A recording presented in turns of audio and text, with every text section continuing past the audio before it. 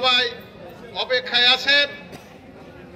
গাজীপুর 1 আসনে প্রার্থী বিএনপির প্রার্থী এখনো ঘোষিত হয় নাই।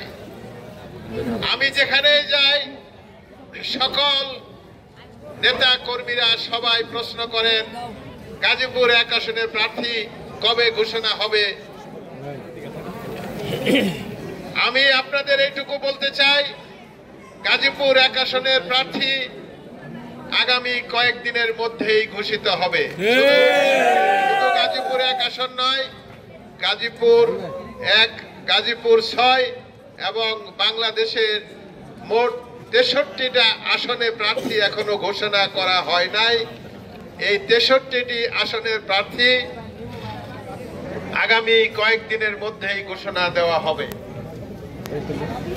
এবং আমি করি আপনাদের মনের যে আবেগ, আপনাদের মনের যে আশা, মনের যে ইচ্ছা, আপনারা যে প্রার্থীকে গাজীপুর 1 আসনে দলের মনোনীত প্রার্থী হিসাবে অপেক্ষায় আছেন, যাকে আপনারা প্রার্থী হিসাবে পেতে চাচ্ছেন, আমি বিশ্বাস করি আপনাদের সনের প্রার্থী কিছুদিনের মধ্যেই আপনারা আপনারা আর কয়েকটা দিন অপেক্ষা করুন। ইনশাল্লাহ আপনাদের মনের ইচ্ছা, মনের আবেগ অবশ্যই পূরণ হবে।